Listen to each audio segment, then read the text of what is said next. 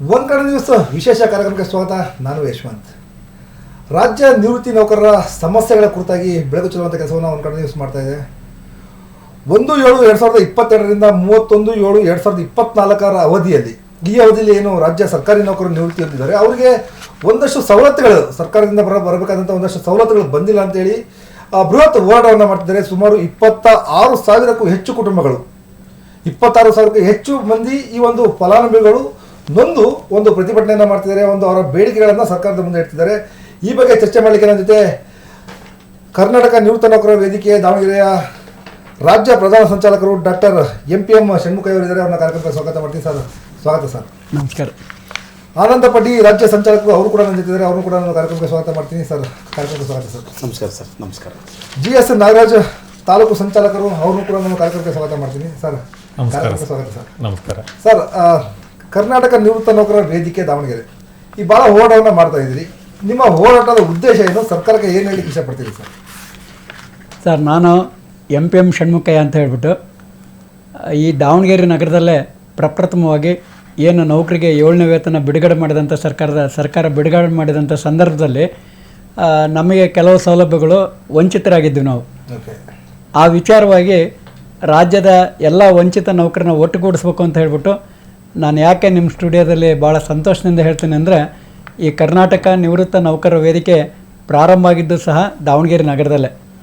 ಅವತ್ತು ತಮ್ಮ ಚಾನಲ್ನವರು ಬಂದುಬಿಟ್ಟು ಆ ಕಾರ್ಯಕ್ರಮವನ್ನು ವೀಕ್ಷಣೆ ಮಾಡಿ ಎಲ್ಲ ಜನರಿಗೂ ಸುದ್ದಿಯನ್ನು ತಲುಪಿಸ್ತಕ್ಕಂಥ ಕಾರ್ಯಕ್ರಮ ಮಾಡಿದ್ವಿ. ಅದಕ್ಕೋಸ್ಕರ ನಾನು ರಾಜ್ಯದ 26,000 ನಿವೃತ್ತ ನೌಕರರ ಪರವಾಗಿ ಮತ್ತು ವೇದಿಕೆ ಪರವಾಗಿ ಮೊಟ್ಟ ಮೊದಲಾಗಿ ತಮ್ಮ ವಾಹಿನಿಗೆ, ತಮ್ಮೆಲ್ಲ ಬಳಗಕ್ಕೆ ನಾನು ಅಭಿನಂದನೆಗಳನ್ನು ಹೇಳ್ತೇನೆ. ಅದರ ನಂತರದಲ್ಲಿ ಏನಾಯಿತು ಅಂತಂದು ಹೇಳಿದರೆ, ಮತ್ತೆ 24ನೇ ತಾರೀಕು ಮತ್ತೆ ದಾವಣಗೆರೆಯಲ್ಲಿ ಆಗಸ್ಟ್ 2024ರಲ್ಲಿ ದಾವಣಗೆರೆಯಲ್ಲಿ ಮತ್ತೆ ಸಭೆ ಮಾಡಿದ್ವಿ. ಅವತ್ತು ಸಹ ರಾಜ್ಯಾದ್ಯಂತ ಎಲ್ಲ ಏನು A ಗ್ರೇಡಿಂದ ಅಂದರೆ ತಹಶೀಲ್ದಾರಿಂದ ಹಿಡಿದು ಅದ್ರ ಕೆಳಗಡೆ ಇರ್ತಕ್ಕಂಥ ಎಲ್ಲ ಅಧಿಕಾರಿಗಳು, ಇಲ್ಲಿ ನಾವು ನೌಕರರು ಅಂತಂದರೆ ಜವಾನರು, ಸಾಹೇಬರು ಅಂತಕ್ಕಂಥ ಯಾವ ಭಿನ್ನಭೇದದಲ್ಲಿ ಎಲ್ಲರೂ ನಿವೃತ್ತರಾದ ಮೇಲೆ ಎಲ್ಲರೂ ನೌಕರರೇ ಅಂತಂದು ಪರಿಗಣಿಸ್ತಾ ಇರೋದ್ರಿಂದ ಮತ್ತೆ ಸಹ ಭಾಳಷ್ಟು ಜನ ಬಂದ್ಬಿಟ್ಟು ಬೆಂಬಲವನ್ನು ಕೊಟ್ಟರು. ಈ ದಾವಣಗೆರೆಯಲ್ಲಿ 2 ಹೋರಾಟ ಆದ ನಂತರ ನಮಗೊಂದು ಶಕ್ತಿ ಬಂತು. ರಾಜ್ಯದಲ್ಲಿ ನಮ್ಮ ಹಿಂದೆ ಜನ ಬರ್ತಾರೆ, ಎಲ್ಲರಿಗೂ ಅನ್ಯಾಯ ಆಗಿದೆ ಅಂತಕ್ಕಂಥದ್ದು ಗೊತ್ತಾಯ್ತು. ದಾವಣಗೆರೆ ನಗರದ ಹೆಸರನ್ನು ಶಿವಮೊಗ್ಗ ಸರ್, ಈ ಅವಧಿಯಲ್ಲಿ 1/7/2022ರಿಂದ 31/7/2024 ಅವಧಿಯಲ್ಲಿ ಈ ಡ್ಯೂರೇಷನ್ 2 ವರ್ಷದಲ್ಲಿ ನಿವೃತ್ತಿ ಆದಂಥವ್ರಿಗೆ ಏನು ಸಮಸ್ಯೆ ಆಗ್ತಿದೆ ಸರ್? ಸರ್, ಈಗ ತಾವು ಕೇಳ್ತಾ ಇರ್ತಕ್ಕಂಥದ್ದಕ್ಕೆ ನಾನು ಉತ್ತರ ಕೊಡ್ತಾ ಇದ್ದೀನಿ. 1/7/22ರಿಂದ 31/7/24 ಒಳಗಡೆಗೆ ಸುಮಾರು 26,763 ಜನ ನೌಕರರು ನಿವೃತ್ತರಾಗಿದ್ದಾರೆ. ಅವ್ರಿಗೆ ಏನು ಸೌಲಭ್ಯ ಹೋಗ್ತಾ ಇದೆ ಅಂತಂದು ಹೇಳಿದ್ರೆ, ನಮಗೆ ಸರ್ಕಾರ, ನಾವು ನೌಕರಿಗೆ ಸೇರಿದಾಗ ಒಂದು ನಮಗೂ ಮತ್ತು ಸರ್ಕಾರದ ಮಧ್ಯದಲ್ಲಿ ಒಂದು ಒಡಂಬಡಿಕೆ ಒಪ್ಪಂದ ಆಗಿರ್ತೈತೆ. ನೀವು ನಿವೃತ್ತಿ ಆದ ನಂತರ ನಿಮಗೆ ಡಿಸ್ಚಾರ್ಜಿ ಕೊಡ್ತೀವಿ, ಕಮ್ಯುಟೇಷನ್ ಕೊಡ್ತೀವಿ, ನೀವು ಕೆಲಸ ಮಾಡಿ ಉಳಿಸ್ಕೊಂಡಿರ್ತಕ್ಕಂಥ ನಿಮ್ಮ ರಜೆಗಳಿಗೆ ಅದಕ್ಕೆ ಸಂಬಂಧಪಟ್ಟಂಥ ಹಣವನ್ನು ಕೊಡ್ತೀವಿ ಅಂತ ಹೇಳ್ಬಿಟ್ಟು ಎನ್ಕ್ಯಾಶ್ಮೆಂಟ್ ಕೊಡ್ತೀವಿ ಅಂತ. ಆದರೆ ಇವತ್ತು ಸರ್ಕಾರ ಏನು ಮಾಡೋಕ್ಕೆ ಹೋಗಿತ್ತು ಅಂದರೆ, 7ನೇ ವೇತನ ಆಯೋಗವನ್ನು ಬಿಡುಗಡೆ ಮಾಡಿದರೆ ಮಾನ್ಯ ಮುಖ್ಯಮಂತ್ರಿಗಳಿಗೆ ಮತ್ತು ಅವ್ರ ಸಚಿವ ಸಂಪುಟದ ಎಲ್ಲ ಸದಸ್ಯರಿಗೂ ನಾವು ಅಭಿನಂದನೆ ಕೊಡ್ತಾ ಸ್ವಾಗತ ಮಾಡ್ತೀವಿ. ಮಾಡುವಂಥ ಸಂದರ್ಭದಲ್ಲಿ ನಮಗೆ 6ನೇ ವೇತನಕ್ಕೆ ಸಂಬಂಧಪಟ್ಟಂಥ ಡಿಸ್ಚಾರ್ಜಿ ಮತ್ತು ಕಮ್ಯುಟೇಷನ್ ಎನ್ಕ್ಯಾಶ್ಮೆಂಟ್ ಕೊಡ್ತಾ ಇದ್ದಾರೆ. ಅಂದರೆ ನಾವು 7ನೇ ವೇತನದಲ್ಲಿ ಕೆಲಸ ಮಾಡಿದ್ರೂ ಸಹ ನಮಗೆ 6ನೇ ವೇತನ ಕೊಟ್ಟಾಗ ನಮಗೆ ಸರಿಸುಮಾರು ಭಾಳ ಒಬ್ಬ ಕೆಳಮಟ್ಟದ ನೌಕರನಿಗೆ 8ರಿಂದ 10 ಲಕ್ಷ ರೂಪಾಯಿ ಲಾಸ್ ಆಗ್ತಾ ಇದೆ. 7ನೇ ವೇತನ ಕೊಟ್ಟರೆ ನಮಗೆ 8ರಿಂದ 10 ಲಕ್ಷ ಬರಬೇಕು. ಆದರೆ ಇವ್ರು ಕೊಡದೇ ಇರೋದ್ರಿಂದ 8ರಿಂದ 10 ಲಕ್ಷ ಲಾಸ್ ಆಗ್ತಾ ಇದೆ. ನಾಗರಾಜ್ ಸರ್, ಈಗ ಯಾವ ರೀತಿ ನಷ್ಟ ಆಗ್ತಿದೆ ಅಂತ, ಯಾಕಂದ್ರೆ ನೀವು ಏನು ನಿವೃತ್ತಿ ಹೊಂದಿದ್ರಿ ಆ ಟೈಮಲ್ಲಿ 7ನೇ ವೇತನ ಜಾರಿ ಆಗಿತ್ತೋ ಆಗಿರಲಿಲ್ಲ ಸರ್? ನಾವು ನಿವೃತ್ತಿ ಹೊಂದೋದಕ್ಕಿಂತ ಮೊದಲೇ ಆದಾಗ ಅವರು 1/7/22ರಿಂದ ಅಂತ ನಮಗೆ ಇದು ಮಾಡಿದರು. ನಾವು ಆ ಅವಧಿಯಲ್ಲಿ ಏನು ನಾವು ಕರ್ತವ್ಯ ಮಾಡಿರೋದ್ರಿಂದ ನಾವು ನಿವೃತ್ತಿ ಆಗಿರೋದು 31/10/2022ಕ್ಕೆ ನಿವೃತ್ತಿ ಆದ್ವಿ.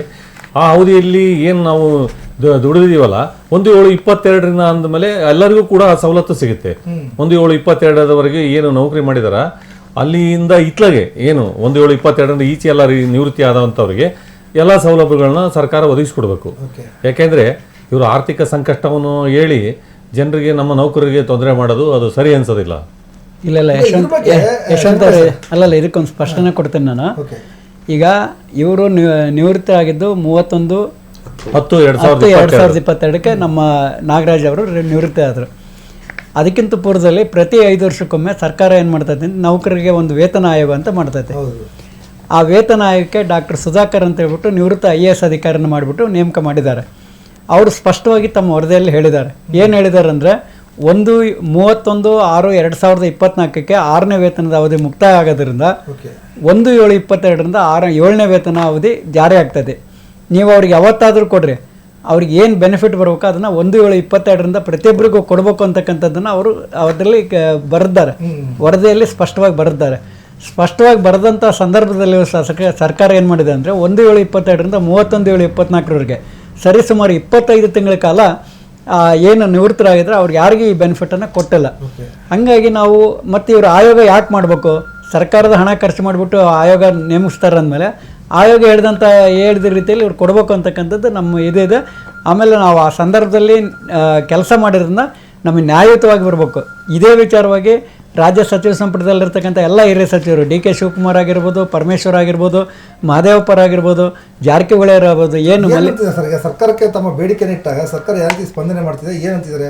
ಅಲ್ಲ, ಸರ್ಕಾರ ಇವತ್ತಿನವರೆಗೂ ನಮಗೆ ಭಾಳ ಆತ್ಮೀಯವಾಗಿ ಸ್ವಾಗತ ಮಾಡಿದ್ದಾರೆ. ಅವರು ಎಲ್ಲೂ ನಮ್ಮನ್ನು ಕೆಟ್ಟದಾಗಿ ನಡೆಸ್ಕೊಂಡಿಲ್ಲ. ಮಾನ್ಯ ಮುಖ್ಯಮಂತ್ರಿಗಳನ್ನು ನಾನು ಸರಿಸುಮಾರು 16-17 ಸರ್ತಿ ಭೇಟಿ ಮಾಡಿದ್ರು, ಅಷ್ಟು ಸರ್ತಿನೂ ಸಹ ಅವರು ನಗುನಗ್ತಾನೆ ಇಲ್ಲ, ನಾವು ಸ್ವಲ್ಪ ಹಣಕಾಸಿನ ತೊಂದರೆ ಇದೆ, ನಿಮಗೆ ಕೊಡ್ತೀವಿ, ಸ್ವಲ್ಪ ಕಾಲಾವಕಾಶ ಕೊಡ್ರಿ ಅಂತ ಕೇಳ್ತಾ ಇದ್ದಾರೆ. ಆದರೆ ಅವ್ರು ಕೇಳ್ದಂಗೆ ನಾವು ಹಲವಾರು ಹೋರಾಟಗಳನ್ನು ಮಾಡಿದ್ವಿ. ಬೆಂಗಳೂರಲ್ಲಿ 18ನೇ ತಾರೀಕು ಸಂತೋಷ್ ಹೆಗ್ಡೆ ಅವರ ಜೊತೆಗೆ ಸುಮಾರು 12,000ಕ್ಕಿಂತ ಹೆಚ್ಚು ನಿವೃತ್ತ ನೌಕರು ಸೇರಿ ಒಂದು ಹೋರಾಟ ಮಾಡಿದ್ವಿ. ಮೊನ್ನೆ ಬೆಳಗಾವಿಯಲ್ಲಿ ಹೋರಾಟ ಮಾಡಿದ್ವಿ. ಅಲ್ಲೂ ಸಹ 22,000ಕ್ಕಿಂತ ಹೆಚ್ಚು ಜನ ಬಂದರು. ಆ ಸಂದರ್ಭದಲ್ಲಿ ಮಾನ್ಯ ಮುಖ್ಯಮಂತ್ರಿಗಳು ವಿಧಾನಸಭೆ ಅಧಿವೇಶನದಲ್ಲಿದ್ದರು, ನಮ್ಮನ್ನು ಕರೆದು ಗೌರವಯುತವಾಗಿ ಮಾತಾಡಿಸಿ ನಾನೊಂದು ಸಭೆಯನ್ನು ಮಾಡ್ತೇನೆ, ನಿಮ್ಮದು ಮತ್ತು ಅಧಿಕಾರಿಗಳನ್ನ ನೀಡಿ ಸಭೆ ಮಾಡಿ ಅವಕಾಶ ಮಾಡಿಕೊಡ್ರಿ ಅಂದಿದ್ದಕ್ಕೆ ಅವತ್ತು ನಾವು ಹೋರಾಟವನ್ನು ಹಿಂತಕೊಂಡ್ವಿ. ಅದರ ರಾಯಭಾರಿಯಾಗಿ ಬೆಳಗಾವಿ ಉಸ್ತುವಾರಿ ಸಚಿವರು ಸತೀಶ್ ಜಾರಕಿಹೊಳಿ ಅವರು ಬಂದ್ಬಿಟ್ಟು ಆಮೇಲೆ ಇತಿಹಾಸದಲ್ಲೇ ಹಣಕಾಸು ಇಲಾಖೆ ಅಧಿಕಾರಿಗಳು ಯಾರೂ ಹೋರಾಟ ಸ್ಥಳಕ್ಕೆ ಬಂದಿಲ್ಲ ಸರ್ ಇದುವರೆಗೂ. ಆದರೆ ನಮ್ಮ ಜಾಗಕ್ಕೆ ಹಣಕಾಸು ಇಲಾಖೆ ಪ್ರಧಾನ ಕಾರ್ಯದರ್ಶಿ ಆಗಿರ್ತಕ್ಕಂಥ ಜಾಫರ್ ಅವರು ಸಹ ಬಂದು ಅವರು ಏನಂತಿದ್ದಾರೆ, ಹಣಕಾಸು ಇಲಾಖೆಯ ಅಧಿಕಾರಿಗಳು ಏನು ಹೇಳ್ತಾರೆ, ಕೊಡ್ಲಿಕ್ಕೆ ಅವಕಾಶ ಇದೆ ಅಥವಾ ಹಣ ಇದೆ ಇಲ್ಲ, ಯಾವ ರೀತಿಯಾದ ರೆಸ್ಪಾನ್ಸ್ ಇದೆ ಅವ್ರ ಕಡೆಯಿಂದ? ಅಲ್ಲಲ್ಲ, ಈಗ ಅವರೆಲ್ಲ ಹೇಳ್ತಾ ಇರೋದು ನೀವು ಇದಕ್ಕೆ ಮಾನ್ಯ ಮುಖ್ಯಮಂತ್ರಿಗಳ ಹತ್ರ ನೀವು ಒಪ್ಪಿಸ್ರಿ, ನಾವು ಕೊಡ್ತೀವಿ ಅಂತಕ್ಕಂಥ ಒಂದು ಆಶೆಯನ್ನು ಅವ್ರು ಹೇಳ್ತಾರೆ. ಹಣಕಾಸು ಇಲಾಖೆ ಈಗ ಒಟ್ಟು 26,000 ಕುಟುಂಬ, 26,000 ಜನ ಏನಿದ್ದಾರೆ ನಿವೃತ್ತಿ ನೌಕರರು, ಎಷ್ಟು ಹಣ ಬರಬೇಕಾಗುತ್ತೆ ಸರ್ಕಾರದಿಂದ ಬರೋದಾದ್ರೆ? ಈಗ ಸರಿ ಸುಮಾರು ಸರ್, ಈಗ ಅದರದ್ದು ಲೆಕ್ಕಾಚಾರ ಅವ್ರು ಈಗಾಗಲೇ ಕೇಳಿದ್ದಾರೆ. ಅದಕ್ಕೆ ನಮ್ಮ ವೇದಿಕೆ ವತಿಯಿಂದಲೂ ಸಹ ಅದ್ರದ್ದೆಲ್ಲ ಈಗ ಶೇಖರಣೆ ಮಾಡ್ತಿದ್ದಾರೆ ಸರ್. ಈಗ ನಮಗೆ ಬೇಕಾಗಿರ್ತಕ್ಕಂಥ DCRG ಕಮ್ಯುಟೇಷನ್ನು ಮತ್ತು ನಮ್ಮ EL ಎನ್ಕ್ಯಾಶ್ಮೆಂಟಿಗೆ ಭಾಳ ಕಡಿಮೆ ಬೇಕಾಗುತ್ತದೆ. ಹೆಂಗೆ ಕಡಿಮೆ ಆಗ್ತಿದೆ ಅಂತಂದ್ರೆ ಸರ್, ಈಗಾಗಲೇ A ಗ್ರೇಡ್ನಲ್ಲಿ ಇರ್ತಕ್ಕಂಥವ್ರು 19.5 ಲಕ್ಷ DCRG ತಗೊಂಡ್ರೆ ಅಥವಾ 20 ಲಕ್ಷನೂ ತಗೊಂಡಿದ್ದಾರೆ, ಅವ್ರಿಗೆ DCRG ಬರಲ್ಲ. ಆಮೇಲೆ EL ಎನ್ಕ್ಯಾಶ್ಮೆಂಟು ಏನಾಗಿದೆ ಅಂತಂದರೆ 1,10,000ಕ್ಕಿಂತ ಅವ್ರಿಗೆ ಹೆಚ್ಚಿಗೆ ಬೇಸಿಕ್ ಇರೋದ್ರಿಂದ ಆ EL ಎನ್ಕ್ಯಾಶ್ಮೆಂಟಿಂದು ಅವ್ರದ್ದು ಸರಿಸುಮಾರು ಬಂದಿರುತ್ತೆ ಸರ್, ಅವ್ರದ್ದು ನಮಗೆ ಕಡಿಮೆ ಆಗುತ್ತೆ. ಇನ್ನು ನಮಗೆ ಬರಬೇಕಾದವ್ರದ್ದು ಯಾರು ಅಂತಂದರೆ B ಮತ್ತು C, ಡಿದಲ್ಲಿ ಸಹ ಕಡಿಮೆ ಆಗ್ತಿದೆ ಸರ್ ಈಗ. ಯಾಕಂತಂದರೆ ಸರಿಸುಮಾರು ನಮ್ಮ 26,000 ಜನ ಅಥವಾ 27,000 ಜನ ಅಂತ ನಾವೇನು ಹೇಳ್ತೀವಲ್ಲ, 27,000 ಜನದಲ್ಲಿ ಸರಿಸುಮಾರು ಶಿಕ್ಷಣ ಇಲಾಖೆಯವರೇ ತುಂಬ ಜನ ಇರೋದ್ರಿಂದ ಶಿಕ್ಷಕರಿಗೆ ವರ್ಷಕ್ಕೆ ಕೇವಲ 10 EL ಇರೋದ್ರಿಂದ ಅದು ತುಂಬ ಕಡಿಮೆ ಆಗ್ತಿದೆ ಸರ್. ಹಂಗಾಗಿ ಶಿಕ್ಷಕರು ಇರ್ಬೋದು ಅಥವಾ ಸರ್ಕಾರಿ ನೌಕರಿಗೆ ವರ್ಷಕ್ಕೆ 15 ಜನ ಇರುತ್ತೆ, ಎಷ್ಟಿರುತ್ತೆ ಸರ್? 10 ಶಿಕ್ಷಕರಿಗೆ 10, ಹೆಡ್ ಮಾಸ್ಟರ್ಗೆ 30 ಇರುತ್ತೆ ಸರ್. ಅದೇ ರೀತಿಯಾಗಿ ಈಗೇನು ಈಗ ವೆಕೇಶನಲ್ ಇಲ್ಲದಂತೆ ಇರ್ತಕ್ಕಂಥ ಆಫೀಸ್ಗಳಿಗೆ 30 ಇರುತ್ತೆ ಸರ್ ಅವ್ರಿಗೆ. ಆ 30 ಇರೋದ್ರಿಂದ ಏನಾಗುತ್ತೆ ಅಂತಂದ್ರೆ ಅವರಿಗೆ ಬರುತ್ತೆ ಸರ್. ಎಷ್ಟು ಕೋಟಿ ಬೇಕಾಗಬಹುದು ರಾಜ್ಯ ಸರ್ಕಾರಕ್ಕೆ ತಮ್ಮೆಲ್ಲ ಬೇಡಿಕೆ ಈಡೇರಿಸಬೇಕಂದ್ರೆ? ಸರ್ ಅದಕ್ಕೆ 1,200 ಕೋಟಿ ಬೇಕಾಗ್ತದೆ. 1,200 ಕೋಟಿ ಅದೇನಂತ ದೊಡ್ಡ ದುಡ್ಡೇನಲ್ಲ. ಆ 1,200 ಕೋಟಿಯಲ್ಲಿ ಸುಮಾರು ಒಂದು 600-700 ಕೋಟಿ ನಾವು ವಾಪಸ್ ಕಟ್ತೇವೆ. ಹೆಂಗೆ ಅಂತ ಹೇಳಿದ್ರೆ, ಈ ಕಮಿಟೇಷನ್ ಅಂತ ಒಂದು ಕೊಡ್ತಾರೆ, DCRG ವಾಪಸ್ ಕೊಡಲ್ಲ, EL ವಾಪಸ್ ಕೊಡಲ್ಲ. ಕಮಿಟೇಷನ್ ಇದೆಲ್ಲ ಲೋನ್, ಅದು ಆ ಲೋನ್ನಲ್ಲಿ ಎಷ್ಟು ಮೋಸ ಆಗ್ತದೆ ನಮ್ಮ ನೌಕರದಾರರಿಗೆ ಅಂತಂದು ಹೇಳಿದ್ರೆ 11.5% ಬಡ್ಡಿ ಹಾಕ್ತಾರೆ. ಈಗ ಭಾಳಷ್ಟು ಫೈನಾನ್ಸ್ನ ನಮಗೆ ಫೋನ್ ಮಾಡ್ತಾರೆ, ಅವರು ಅದು ಹೆಂಗೆ ಡಾಟಾ ತಗೊಂಡಿರ್ತಾರೋ ಗೊತ್ತಿಲ್ಲ, ಸರ್ ನಿಮಗೆ 25,000 ಸಂಬಳ ಬಂದರೆ 25 ಲಕ್ಷದವರೆಗೆ ಸಾಲ ಕೊಡ್ತೀವಿ, ನಾವು ಕೇವಲ 7.5% ಕೊಡ್ತೀವಿ, 8.5% ಕೊಡ್ತೀವಿ ಅಂತಂತಾರೆ. ಆ ಸಂದರ್ಭದಲ್ಲಿ ಇವರು 11.5% ದುಡ್ಡು ತಗೊಳೋದ್ರಿಂದ ಸರ್ಕಾರಕ್ಕೆ ಲಾಭನೇ ಆಗುತ್ತೆ, ನಷ್ಟ ಅಂತೂ ಆಗಲಿಕ್ಕೆ ಸಾಧ್ಯ ಇಲ್ಲ. ಯಾಕಂದರೆ ಎಲ್ಲರೂ ತಗೊಂತಾರೆ, ಸರ್ಕಾರದ ಸಾಲ ಬಿಡಪ್ಪ 1-3% ಹೋದ್ರೆ ಪರವಾಗಿಲ್ಲ ಅಂತಂದು ಎಲ್ಲರೂ ತಗೊಂತಾರೆ. ಆ ನಿಟ್ಟಿನಲ್ಲಿ ನಮಗೆ ಸರ್ಕಾರದಿಂದ 600-700 ಕೋಟಿ ಆದರೆ ನಮಗೆ ಸಾಕು. DCRG ELಗಿಂದ ಈಗ ಇರ್ತಕ್ಕಂಥ ಸಂಖ್ಯೆಗೆ ಅನುಗುಣವಾಗಿ ನಾವು ಈಗಾಗಲೇ ಏನದು ಸರ್, ಈಗ CM ಅವರು ಭೇಟಿಯಾದಾಗ CM ರೆಸ್ಪಾನ್ಸ್ ಯಾವ ರೀತಿ ಇದೆ, ಕೊಟ್ಟಿದ್ದಾರೆ ಏನೋ ರೆಸ್ಪಾನ್ಸ್ ಮಾಡ್ತೀವಿ ಅಂತೇಳಿ? ಸರ್ CM ಅವ್ರನ್ನ ನಮ್ಮ ಪ್ರಧಾನ ಸಂಚಾಲಕರು ಹೆಚ್ಚು ಕಡಿಮೆ 17 ಸರಿ ಭೇಟಿಯಾಗಿದ್ದಾರೆ ಸರ್. ಆದರೆ ಯಾವ ಸಂದರ್ಭದಲ್ಲೇ ಭೇಟಿ ಆಗಲಿ ಎಂದಿಗೂ ಸಹ ಅವರು ಹೊರಟಾಗಿ ಆಗಲಿ ಅಥವಾ ಸಿಟ್ಟಿನಿಂದ ಆಗಲಿ ಹೇಳಿಲ್ಲ ಸರ್. ನಗು ಮುಖದಿಂದಲೇ ಅವ್ರಿಗೆ ಹೇಳಿದ್ದಾರೆ, ಏನು ಸರ್ ಇಲ್ಲಿಗೂ ಬಂದುಬಿಟ್ಟಿದ್ದೀರಾ, ಇವತ್ತಿಗೂ ಈ ಫಂಕ್ಷನ್ಗೆ ಬಂದುಬಿಟ್ಟಿದ್ದೀರಾ, ಖಂಡಿತ ಮಾಡ್ತೀವಿ, ಒಂದು ಸ್ವಲ್ಪ ತಾಳ್ಮೆ ಇರಲಿ, ಈ ರೀತಿಯಾಗಿ ಅವರು ನಮಗೆ ಆಶ್ವಾಸನೆ ಮತ್ತು ಮಾತುಗಳನ್ನು ಹೇಳ್ತಾರೆ ಹೊರತು ಎಂದಿಗೂ ಸಹ ನಮಗೆ ಇಲ್ಲ ನಿಮಗೆ ಮಾಡೋಕ್ಕೆ ಆಗಲ್ಲ, ನಿಮಗೆ ಕೊಡೋದೇ ಇಲ್ಲ ಅನ್ನತಕ್ಕಂಥ ಮಾತನ್ನು ಇವತ್ತಿನವರೆಗೂ ಸಹ ನಮ್ಮ ಜನಪ್ರಿಯ ಮುಖ್ಯಮಂತ್ರಿಗಳು ಹೇಳಿಲ್ಲ ಸರ್. ಹೇಗಿದೆ ನಿಮ್ಮ ಒಟ್ಟು ಹೋರಾಟದ ರೂಪುರೇಷೆ ಯಾವ ರೀತಿ ಇದೆ ಈಗ? ಸರ್ ನಮ್ಮ ಹೋರಾಟ ಅತ್ಯಂತ ಯಶಸ್ವಿಯಾಗಿ ನಡೀತಿದೆ ಸರ್. ನಮ್ಮ ಹೋರಾಟ ನಮ್ಮದು ನಮ್ಮ 11/8 ಪ್ರಾರಂಭ ಆಗಿರ್ತಕ್ಕಂಥದ್ದು ಟಿಲ್ ಟುಡೇ ಇವತ್ತಿನವರೆಗೂ ಸಹ ಇಡೀ ರಾಜ್ಯದಾದ್ಯಂತ ನಾವು ಏನು ನಮ್ಮ ಈ ಒಂದು ವೇದಿಕೆ ಅತ್ಯಂತ ಶರವೇಗದಿಂದ ಇವತ್ತು ನಾವು ನಮ್ಮ ಕಾರ್ಯದಲ್ಲಿ ನಾವು ತೊಡಗಿಕೊಂಡಿದ್ದೀವಿ ಸರ್. ಎಲ್ಲ ಜಿಲ್ಲೆಗಳಲ್ಲಿ ಇವತ್ತು ನಾವು ಜಿಲ್ಲಾಧಿಕಾರಿಗಳಿಗೆ ಮನವಿ ಸಲ್ಲಿಸಿದ್ದೀವಿ, 224 MLAಗಳಿಗೆ ನಮ್ಮ ಮನವಿ ಸಲ್ಲಿಸಿದ್ದೀವಿ. ಆಮೇಲೆ ಜೊತೆಗೆ ನಮ್ಮ ಎಲ್ಲ ಮಂತ್ರಿ ಮಹೋದಯರಿಗೂ ಸಹ ನಾವು ನಮ್ಮ ಏನು ಮನವಿಗಳನ್ನು ಸಲ್ಲಿಸಿದ್ದೀವಿ. ಎಲ್ಲರೂ ಸಹ ಖಂಡಿತ ಈ ನಮ್ಮ ನೌಕರರಿಗೆ ಅನ್ಯಾಯ ಆಗಿದೆ. ಯಾಕೆಂತಂದರೆ ಅದು ನೋಡಿ ಸರ್, ಸುಧಾಕರ್ ಅವರ ಆ ಒಂದು ಏನು ವರದಿಯಲ್ಲಿರೋದು ಏನಂತಂದರೆ ಅವ್ರಿಗೆ 22 ಜೂನ್ನಿಂದಲೇ ಕೊಡಬೇಕು, ಜುಲೈಯಿಂದಲೇ ಕೊಡಬೇಕು ಸರ್. ಈಗ ಜೂನ್ಗೆ ಅದು ಮುಕ್ತಾಯ ಆಗಿದ್ರೆ 1/7/22 ಪ್ರಾರಂಭ ಆಗ್ಬೇಕು ಸರ್. ಅಲ್ಲಿಂದ ಪ್ರಾರಂಭ ಆಗ್ಬೇಕಾಗಿರ್ತಕ್ಕಂಥದ್ದು ಇದು ಇವ್ರು ಕೊಟ್ಟಿರೋದು ಯಾವಾಗ ಅಂತಂದ್ರೆ 1/8/24 ಕೊಟ್ಟರು ಸರ್. ಅಂದ್ರೆ 25 ತಿಂಗಳು ಸರಾಸರಿ. ಆ 25 ತಿಂಗಳು ಒಳಗಡೆ ನಾವೇನು ನಿವೃತ್ತಿ ಆಗಿದ್ದೇವಲ್ಲ, ಈ 25 ತಿಂಗಳ ಅವಧಿಯಲ್ಲಿ ನಿವೃತ್ತ ಆಗಿರ್ತಕ್ಕಂಥ ನಮಗೆ ಆರ್ಥಿಕ ನಷ್ಟ ತುಂಬಾ ಆಗಿದೆ ಸರ್, ತುಂಬಾ ನಷ್ಟ ಆಗಿದೆ. ಅವ್ರು 22 ಕೊಟ್ಟಿದ್ರೆ ನಾವು ಈ ರೀತಿಯಾಗಿ ವೇದಿಕೆ ಮಾಡ್ಕೊಳ್ಳುವಂಥ ಅವಶ್ಯಕತೆನೂ ಇರಲಿಲ್ಲ, ನಾವು ಹೋರಾಟ ಮಾಡುವಂಥ ಅವಶ್ಯಕತೆನೂ ನಮಗೆ ಇರಲಿಲ್ಲ. 22ರಿಂದಲೇ ಕೊಡ್ಬೇಕು ಸರ್ ನಮಗೆ. ಈಗ ಸರ್, ಈ ಒಂದು ನಿಮ್ಮ ಏನು ಬೇಡಿಕೆ ಇದೆ, ಬೇಡಿಕೆಗೆ ಕಾನೂನಾತ್ಮಕ ಏನು ಹೋರಾಟ ಮಾಡೋಕೆ ಅವಶ್ಯಕತೆ ಇದೆ ಅಥವಾ ಏನು ರಾಜ್ಯ ಸರ್ಕಾರ ಮಟ್ಟದಲ್ಲಿ ಮುಗಿತಾ ಅನಿಸುತ್ತೆ ಸರ್ ನಿಮಗೆ? ಇಲ್ಲ ಸರ್, ಅದು ಈಗ ನಾವು ಏನು ಮಾಡ್ತಾ ಇದ್ದೀವಿ ಅಂದರೆ ಎಲ್ಲ ಹಂತದಲ್ಲೂ ಕೂಡ ಈಗ ಪ್ರತಿ ಹಂತದಲ್ಲೂ ಮಾಡ್ಕೊತ ಹೋಗ್ತಾ ಇದ್ದೀವಿ. ಈಗ ಶಾಂತಿಯುತವಾದ ಹೋರಾಟವನ್ನು ಮಾಡ್ಕೊಂಡು ಈಗ ಅವರು ಸಂಘಟನೆಯವರು ಏನು ಮಾಡ್ತಾಯಿದ್ದಾರೆ ಪ್ರತಿಯೊಂದಕ್ಕೂ ನಾವು ಸಹಕಾರ ಕೊಡ್ತೀವಿ. ಎಲ್ಲ ಜಿಲ್ಲೆಗಳಲ್ಲೂ ಸಂಘಟನೆ ಸದೃಢವಾಗಿ ಬೆಳೆದಿದೆ ಸರ್, ಈಗ ಸದೃಢವಾಗಿ ಬೆಳೆದಿದೆ. ಆಮೇಲೆ ನಾವೇನು ಮಾಡ್ತಾ ಇದ್ದೀವಿ ಅಂದರೆ ನಿವೃತ್ತ ಹೈಕೋರ್ಟ್ ಸುಪ್ರೀಂ ಕೋರ್ಟ್ ನ್ಯಾಯಮೂರ್ತಿಗಳಾದಂಥ ಮಾನ್ಯ ಸಂತೋಷ್ ಹೆಗಡೆ ಜಿ ಅವರ ಮಾರ್ಗದರ್ಶನವನ್ನು ಪಡಿತಾ ಇದ್ದಾರೆ. ಅವರ ಮಾರ್ಗದರ್ಶನದೊಳಗೆ ಈ ಮುಂದೆ ಇನ್ನೂ ಹಲವಾರು ಕಾನೂನು ಸಲಹೆಯನ್ನು ಪಡೆದು ಮುಂದಿನ ಸಂಘಟನಾ ಶಕ್ತಿಯನ್ನು ಮಾಡಬೇಕು ಅಂತ, ಅದನ್ನು ಯಾವ ರೀತಿ ಮಾಡಬೇಕು ಅನ್ನೋದನ್ನು ನಮ್ಮ ರಾಜ್ಯ ಸಂಚಾಲಕರು ಅದರ ಬಗ್ಗೆ ನಿರ್ಧಾರ ತಗೊಳ್ತಾರೆ ಸರ್ ಮುಂದೆ. ಇದೀಗ ಒಂದು ಸಣ್ಣ ಬ್ರೇಕ್ ತಗೋಣ, ಬ್ರೇಕ್ ನಂತರ ಮತ್ತೆ ಒಂದು ಚರ್ಚೆಯನ್ನು ಮುಂದುವರಿಸೋಣಂತೆ. ಇದೀಗ ಚಿಕ್ಕದೊಂದು ಬ್ರೇಕ್. ಸೋನು ಎಲೆಕ್ಟ್ರಿಕಲ್ಸ್, ನಮ್ಮಲ್ಲಿ ಎಲ್ಲ ತರಹದ ವಿದ್ಯುತ್ ಉಪಕರಣಗಳು, CCTV ಕ್ಯಾಮೆರಾ, UPS ಬ್ಯಾಟರಿಗಳು ದೊರೆಯುತ್ತವೆ. ಗುಣಮಟ್ಟದ ಉಪಕರಣಗಳಿಗಾಗಿ ಒಮ್ಮೆ ಭೇಟಿ ನೀಡಿ ನಿಮ್ಮ ಸೋನು ಎಲೆಕ್ಟ್ರಿಕಲ್ಸ್ಗೆ. ಸ್ಥಳ ಅಶೋಕ ಟಾಕೀಸ್ ಹಿಂಭಾಗ, SBI ಬ್ಯಾಂಕ್ ಹತ್ತಿರ, ದಾವಣಗೆರೆ. ಈ ಕೆಳಗಿನ ಮೊಬೈಲ್ ಸಂಖ್ಯೆಗೆ ಸಂಪರ್ಕಿಸಿ. ಕರೆಸ್ಪಾಂಡೆನ್ಸ್ ನಲ್ಲಿ ಪರೀಕ್ಷೆ ಬರೆದು ಪಾಸ್ ಆಗಲು ಸುವರ್ಣಾವಕಾಶ. 7, 8, 9 ಮತ್ತು 10ನೇ ತರಗತಿಗಳಲ್ಲಿ ಓದಿ ಶಾಲೆ ಬಿಟ್ಟವರಿಗೆ ಅಥವಾ ಫೇಲ್ ಆದ ಅಭ್ಯರ್ಥಿಗಳಿಗೆ ನೇರವಾಗಿ SSLC ಎಕ್ಸಾಮ್. SSLC ಪಾಸ್ ಆದವರು ಹಾಗೂ PUC ಓದಿ ಅರ್ಧಕ್ಕೆ ನಿಲ್ಲಿಸಿದವರು ಅಥವಾ ಫೇಲ್ ಆದ ಅಭ್ಯರ್ಥಿಗಳಿಗೆ ನೇರವಾಗಿ ದ್ವಿತೀಯ PUC ಎಕ್ಸಾಮ್.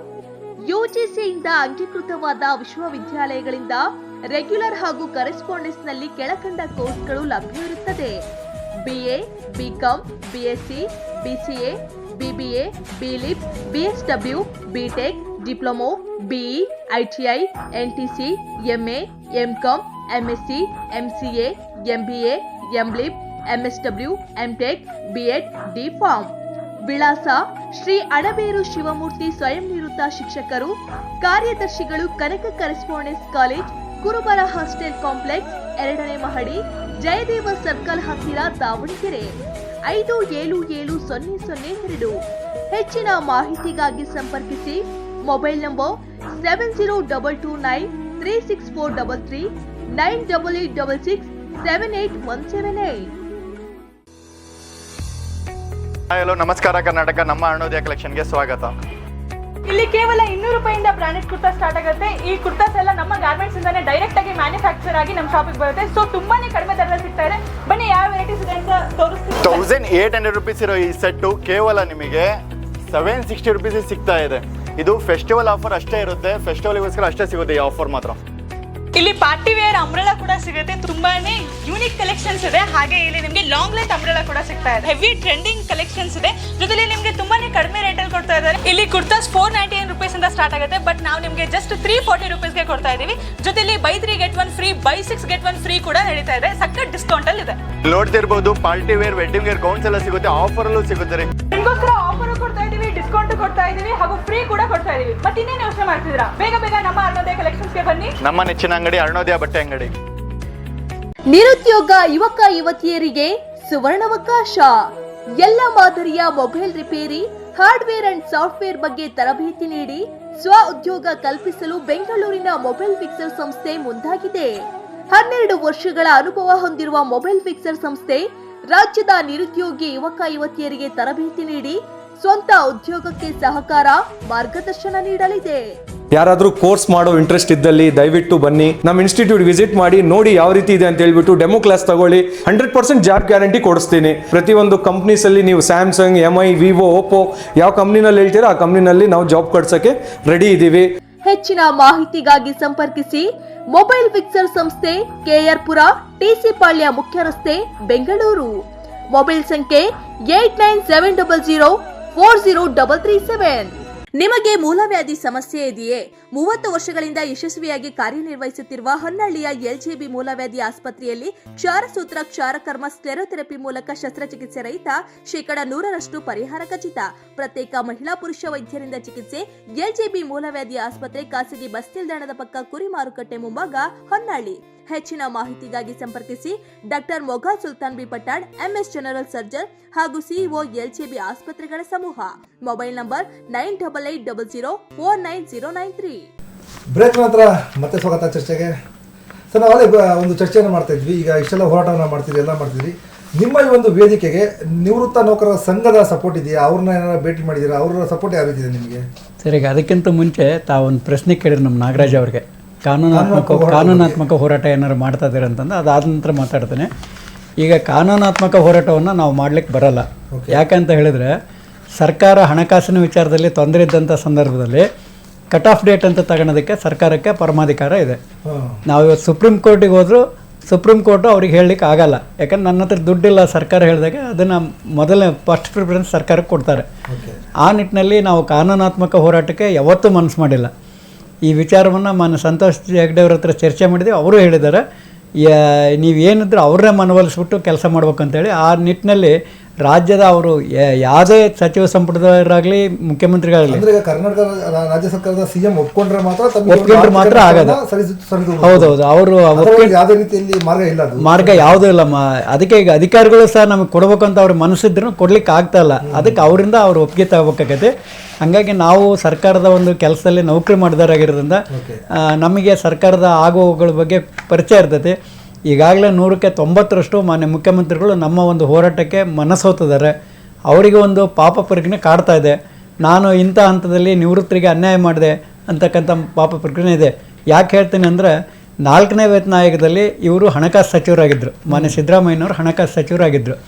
ಅವತ್ತು ಇದೇ ರೀತಿಯ ಒಂದು ಸಮಸ್ಯೆ ಬಂದಂಥ ಸಂದರ್ಭದಲ್ಲಿ ವಿಧಾನಸಭೆ ಅಧಿವೇಶನದಲ್ಲಿ ಅವ್ರು ಹೇಳ್ತಾರೆ, ನೋಡ್ರಿ ನಿವೃತ್ತ ನೌಕರು 30-40 ವರ್ಷ ಕೆಲಸ ಮಾಡಿದ್ದಾರೆ, ಅವರಿಗೆ ನಾವು ಅನ್ಯಾಯ ಮಾಡಿದರೆ ನಾವು ಇವತ್ತು ಈ ಒಂದು ಸದನದಲ್ಲಿ ಇರ್ತಾ ಇರಲಿಲ್ಲ. ನಾವು ಬರೇ ಭಾಷಣ ಮಾಡೋರು ಎಲ್ಲ ನಿಗ್ಸರ್ ಅವರಾಗಿರೋದ್ರಿಂದ ಅವರಿಗೆ ಫಸ್ಟ್ ಕೊಟ್ಬಿಟ್ಟು ಇರ್ತಕ್ಕಂಥ ನೌಕರದಾರಿಗೆ ಮುಂದೆ ಅವಾಗೆಲ್ಲ NSC ಸರ್ಟಿಫಿಕೇಟ್ ಎಲ್ಲ ಕೊಡೋರು, ದುಡ್ಡು ಕೊಡ್ತಾ ಇರಲಿಲ್ಲ. ಅದರ ಅಡ್ಜಸ್ಟ್ ಮಾಡಿದರೆ ಒಂದು 5-6 ವರ್ಷ ಟೈಮ್ ಸಿಗುತ್ತೆ, ಅದರಲ್ಲಿ ನಾವು ಮಾಡ್ಬೋದು ಅಂತ ಒಂದು ಅನುಕಂಪವನ್ನು ಅವ್ರು ಅವತ್ತೇ ತೋರಿಸಿದ್ರು. ಈಗ ನಮ್ಮ ಹೋರಾಟ ನೋಡಿ ಅವ್ರು ಅದಕ್ಕೆ ತಲೆದೂಗಿದ್ದಾರೆ ಸರ್. ಹಾಗಾಗಿ ನಾವು ಕಾನೂನಾತ್ಮಕ ಹೋರಾಟಕ್ಕಂತೂ ಹೋಗಲ್ಲ. ಆದರೂ ಈಗ ಹೋಗಲ್ಲ ಅಂದ ತಕ್ಷಣ ಈಗ ನನ್ನನ್ನು, ನಮ್ಮ ವೇದಿಕೆಯನ್ನು ರಾಜ್ಯದ 26,000 ಜನ ನೌಕರರು ನಂಬಿಬಿಟ್ಟಿದ್ದಾರೆ, ಕೊಡಿಸ್ತಾರೆ. ಈ ಕರ್ನಾಟಕ ರಕ್ಷಣಾ ವೇದಿಕೆರು, ಅದು ದಾವಣಗೆರೆ ಜನ ಭಾರಿ ಹೋರಾಟಗಾರರು, ಎಲ್ಲ ಹೋರಾಟಗಳು ದಾವಣಗೆರೆಯಿಂದ ಪ್ರಾರಂಭ ಆಗ್ತದವು ಅಂತ ಹೇಳ್ಬಿಟ್ಟು ದಾವಣಗೆರೆ ಹೆಸರು ಇದೆ, ದಾವಣಗೆರೆ ಜಿಲ್ಲೆಯ ಹೆಸರಿದೆ. ಆ ನಿಟ್ಟಿನಲ್ಲಿ ನಾವು ಪ್ರಾಮಾಣಿಕವಾಗಿ ದಾವಣಗೆರೆಯ ಹೆಸರನ್ನು ತರೋದ್ರ ಜೊತೆಗೆ ನಮ್ಮ ರಾಜ್ಯ ನೌಕರಿಗೆ ಅನ್ಯಾಯ ಆಗಿರೋದನ್ನು ಸರಿಪಡಿಸ್ಬೇಕು ಅನ್ನೋ ನಿಟ್ಟಿನಲ್ಲಿ ಹೋರಾಟ ಮಾಡ್ತಾ ಇದ್ದೀವಿ. ಆ ನಿಟ್ಟಿನಲ್ಲಿ ನಾವೇನಾದರೂ ಕಾನೂನಾತ್ಮಕ ಹೋರಾಟ ಹೋಗಬೇಕು ಅಂತಂದು ಹೇಳಿದ್ರೆ ಇನ್ನೊಂದು ದಾರಿ ಇದೆ.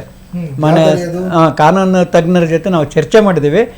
ಏನು ಚರ್ಚೆ ಮಾಡಿದ್ದೀವಿ ಅಂದರೆ, ನಾವು ಈಗಾಗಲೇ ಆಗಸ್ಟ್ 11ರಿಂದ ವೇದಿಕೆಯನ್ನು ಪ್ರಾರಂಭ ಆದ ನಂತರ ಹಲವಾರು ಹೋರಾಟಗಳನ್ನು ಬೇರೆ ಬೇರೆ ಭಿನ್ನವಾಗಿ ಮಾಡಿದ್ವಿ. ಎಲ್ಲೂ ಸಹ ರಸ್ತೆ ಬಂದ್ ಮಾಡೋದಾಗಲಿ, ಸ್ಟ್ರೈಕ್ ಮಾಡೋದಾಗಲಿ, ಟೈರ್ ಸುಡೋದಾಗಲಿ ಯಾವುದೂ ಮಾಡಿಲ್ಲ. ಶಾಂತಿಯುತವಾಗಿ ನಾವು ಹೋರಾಟ ಮಾಡಿದ್ದೀವಿ. ಈ ವಿಚಾರದಲ್ಲಿ ಅಧಿಕಾರಿಗಳು ಮತ್ತು ರಾಜಕಾರಣಿಗಳಾಗಿರ್ಬೋದು, ವಿರೋಧ ಪಕ್ಷದವರವರು, ಆಡಳಿತ ಪಕ್ಷದವರವರು ಎಲ್ಲರೂ ನಮ್ಮ ಒಂದು ಏನು ನಮ್ಮ ಹೋರಾಟದ ಸ್ಥಿತಿಯನ್ನು ಆಹ್ವಾನ ಮಾಡಿದ್ದಾರೆ. ಉತ್ತಮವಾದ ಹೋರಾಟ ಅಂತ ಹೇಳ್ಬಿಟ್ಟು ಎಲ್ಲರೂ ಬೆನ್ನು ಚಪ್ಪಿಸ್ತಾ ಇದ್ದಾರೆ. ನಾವೀಗ ಏನು ಕೇಳ್ಬೋದು ಅಂದರೆ, ನಾವು ಇಷ್ಟು ಮನವಿಯನ್ನು ಕೊಟ್ಟರು ಸಹ ಇವತ್ತಿನವರೆಗೆ ನಮಗೂ ಒಂದು ಉತ್ತರ ಕೊಟ್ಟಿಲ್ಲ. ಕೊಡ್ತೀವಿ ಅನ್ರಿ, ಇಲ್ಲ ಕೊಡಲ್ಲ ಅನ್ರಿ. ಯಾಕಂತಂದರೆ ಎಲ್ಲರೂ ನಿವೃತ್ತರು, ನಾವು ಹಿರಿಯ ನಾಗರಿಕರು. ಇಷ್ಟೆಲ್ಲ ಇದ್ದಾಗ ನಾವು ಹಗಲೆಲ್ಲ ಬೆಂಗಳೂರಿಗೆ ಬರ್ರಿ, ಬೆಳಗಾವಿ ಬರ್ರಿ, ದಾವಣಗೆರೆ ಬರ್ರಿ ಅಂತ ಕರೆಯೋದ್ರಲ್ಲಿ ಅವರಿಗೆ ಹಲವಾರು ಕಾಯಿಲೆಗಳು ಇರ್ತವೆ. ಎಷ್ಟೋ ಜನಕ್ಕೆ ಇವತ್ತು ಹಣಕಾಸಿನ ತೊಂದರೆ ಇರ್ತೈತೆ. ಈಗ ನಾನೇ 80,000 1 ಲಕ್ಷ ಸಂಬಳ ತಗೊಂಡಂತ ಇವತ್ತು 40,000 ತಗೊಂತದೇನೆ. ನಾನು 1 ಲಕ್ಷಕ್ಕೆ ಅಡ್ಜಸ್ಟ್ ಆದನು 40,000ಕ್ಕೆ ಬಂದಾಗ ಬೇರೆ ಬೇರೆ ಸಮಸ್ಯೆಗಳು ಬಂದು ಇರ್ತಾವೆ. ಈ ನಿಟ್ಟಿನಲ್ಲಿ ಕರಿಬಾರ್ದು ಅನ್ನೋ ದೃಷ್ಟಿಯಿಂದ ನಾವು ಏನು ಮಾಡಿದ್ದೀವಿ ಅಂದರೆ, ಕೋರ್ಟಿನ ಮುಖಾಂತರ ಒಂದು ಅರ್ಜಿಯ ಮನವಿಯನ್ನು ಸಲ್ಲಿಸ್ಬೇಕು. ನಮಗೆ ಇಷ್ಟು ಕೇಳಿದರೂ ಕೊಟ್ಟಿಲ್ಲ, ಮತ್ತು ನ್ಯಾಯಾಂಗದವ್ರು ನೀವಾದರೂ ನಮಗೆ ಸರ್ಕಾರದಿಂದ ಅದಕ್ಕೆ ಉತ್ತರ ಕೊಡಿಸ್ರಿ, ನಮಗೆ DCRG ಕೊಡಿಸ್ರಿ ಅಂತ ನಾವು ಕೇಳಲ್ಲ. ನಮ್ಮ ಪತ್ರಕ್ಕೆ ಉತ್ತರ ಕೊಡಲ್ಲ ಅವರು.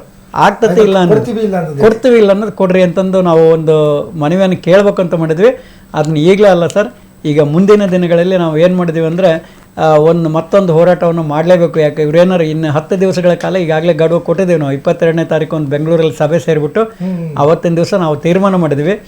ಅದರ ಅಂಗವಾಗಿ ನಾಳೆ ಜನವರಿ 30ರಂದು ರಾಜ್ಯದ ಎಲ್ಲ ತಾಲೂಕು ಕಚೇರಿ ಮುಂದೆ ಏನು ರಾಷ್ಟ್ರೀಯ ಹಬ್ಬಗಳ ಸಮಿತಿ ಏರ್ಪಡಿಸಿರ್ತಾರೋ, ತಹಶೀಲ್ದಾರರ ಅಧ್ಯಕ್ಷತೆಯಲ್ಲಿ, ಮಾನ್ಯ ಶಾಸಕರ ನೇತೃತ್ವದಲ್ಲಿ ಮಹಾತ್ಮ ಗಾಂಧೀಜಿಯವರ ಸ್ಮರಣೆಗಾಗಿ ಹುತಾತ್ಮರ ದಿನ ಅಂತಂದು ರಾಷ್ಟ್ರ ಮಟ್ಟದಲ್ಲಿ ಆಚರಿಸ್ತಾ ಇದ್ದಾರೆ.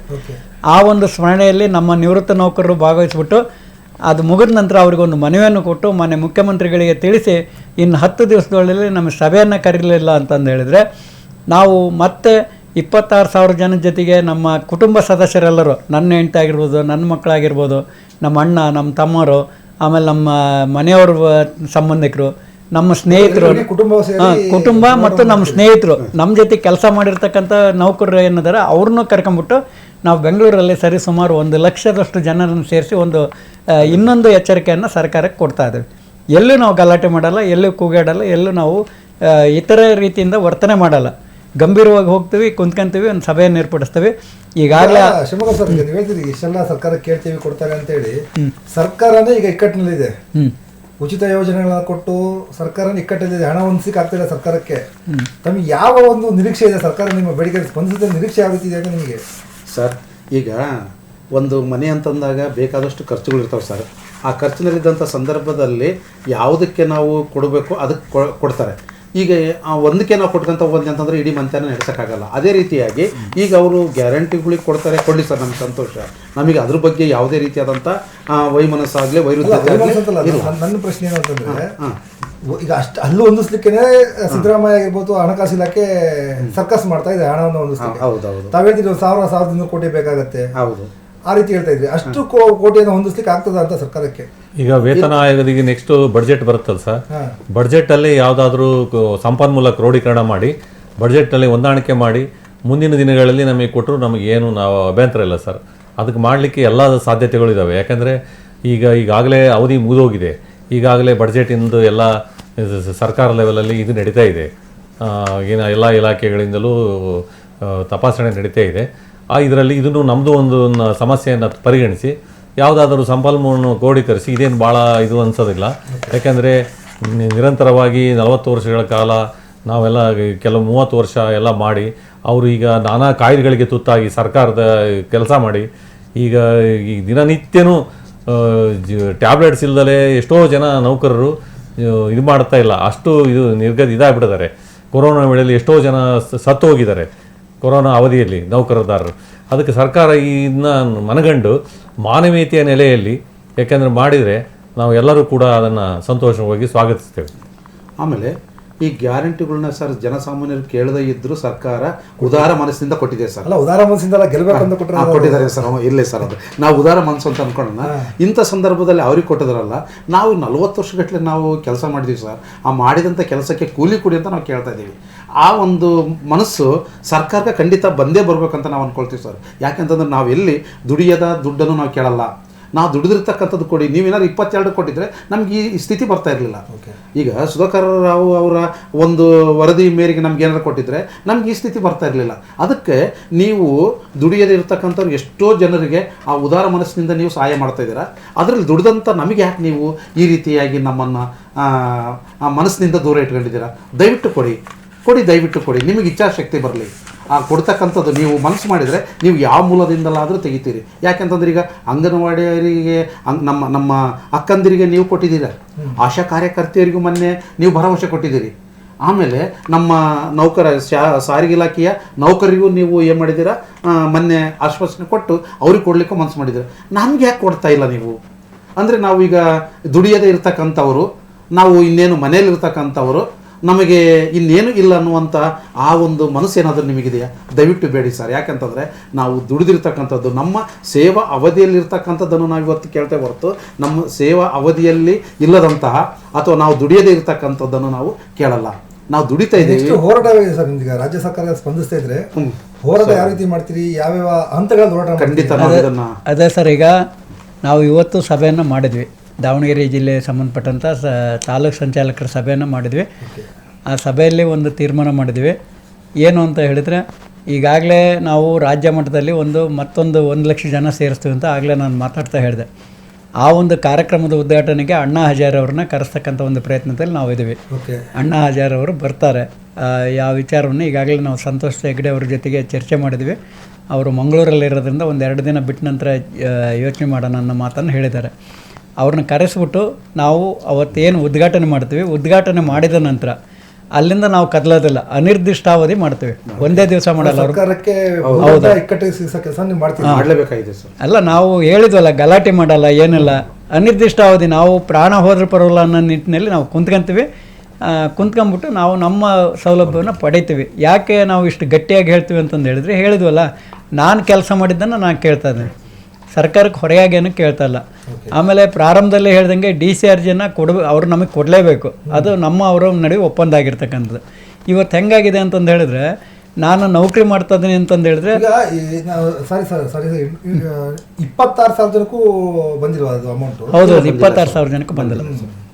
26,636 ಜನಕ್ಕೂ ಆ ಸೌಲಭ್ಯ ಬಂದಿಲ್ಲ ಸರ್. ಅದು ಬಂದಿಲ್ಲ. ಅದು ಎಲ್ಲರಿಗೂ ಬರಬೇಕಾಗಿದೆ ಸರ್.